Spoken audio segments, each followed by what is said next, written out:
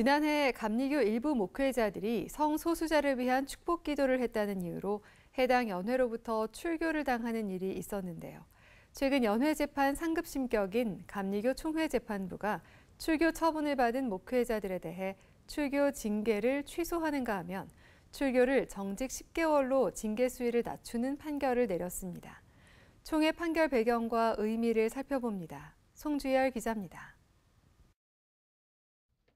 감리교단 총회 재판위원회가 성소수자를 위한 축복식에 초청돼 축복 기도를 했다는 이유만으로 목회자에게 출교 징계를 내린 것에 대해 제동을 걸었습니다. 농민교회 차흥도 목사는 지난해 6월 퀴어 축제에 초청돼 성소수자를 위해 축복 기도를 했다는 이유로 충북연회로부터 가장 수위가 높은 징계인 출교 처분을 받았습니다.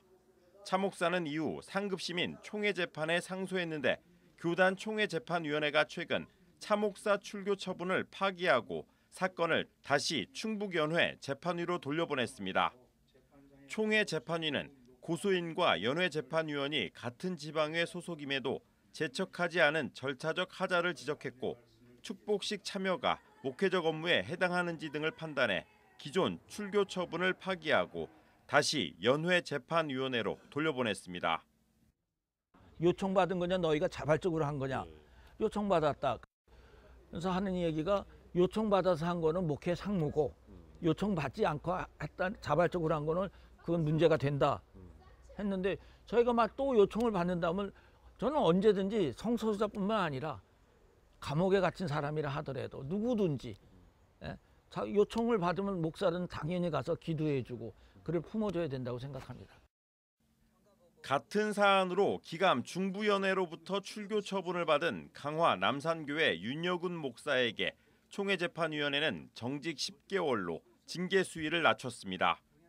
성소수자 축복식을 동성애 찬동 행위로 보고 유죄를 인정하면서도 30년 넘게 농촌 목회를 성실하게 수행해온 점 등을 참작한 겁니다. 속상하고 가슴 아프고 그런 것이 개인적으로도 감내해야 될 부분도 있겠지만 그래도 30년이 훨씬 넘죠. 목사가 목사를 오라고 하고 그리고 나에게 하나님의 복을 좀 또 하나님의 위로를 또 하나님의 평화를 나에게 전달해 달라고 하는 사람들을 어떻게 거절할 수 있겠습니까? 뭐 똑같은 상황이 된다고 해도 똑같이 할 수밖에 없을 것 같아요. 지난해 성소수자 축복식에 초청돼 축복 기도를 한 감리교 목회자는 모두 9명. 이 가운데 기감 충북연회와 남부연회, 중부연회 소속 목회자 4명이 절차적 하자 논란에도 불구하고 해당 연회 재판위원회로부터 출교 처분을 받은 바 있습니다. 그런데 연회 재판의 상급심격인 총회재판위원회가 재심을 청구한 목회자 3명의 출교 처분을 파기한 겁니다.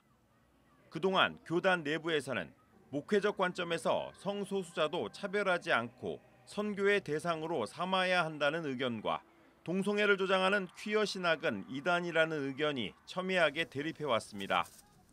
교단 내 상반된 여론은 최근 총회 재판 결과를 두고도 나타납니다.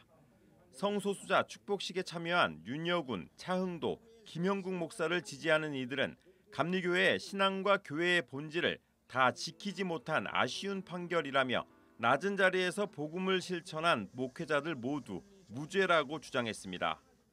반면 감리회 동성애대책통합위원회는 총회 재판이 교리와 장정을 무시하고 동성애를 찬동하는 동성애 축복식을 진행한 이들에 대해 올바르게 판결하지 못한 것을 회개하라고 촉구했습니다. 재판 결과를 두고 첨예하게 다른 입장이 맞서는 상황에서 교단 내에서 적절한 대안이 필요하다는 목소리가 나오고 있습니다. 목회적 관점에서 성소수자를 어떻게 대해야 하는가는 비단 감리교단 문제만은 아닙니다.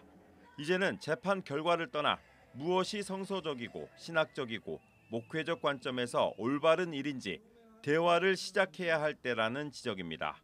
CBS 뉴스 송주열입니다.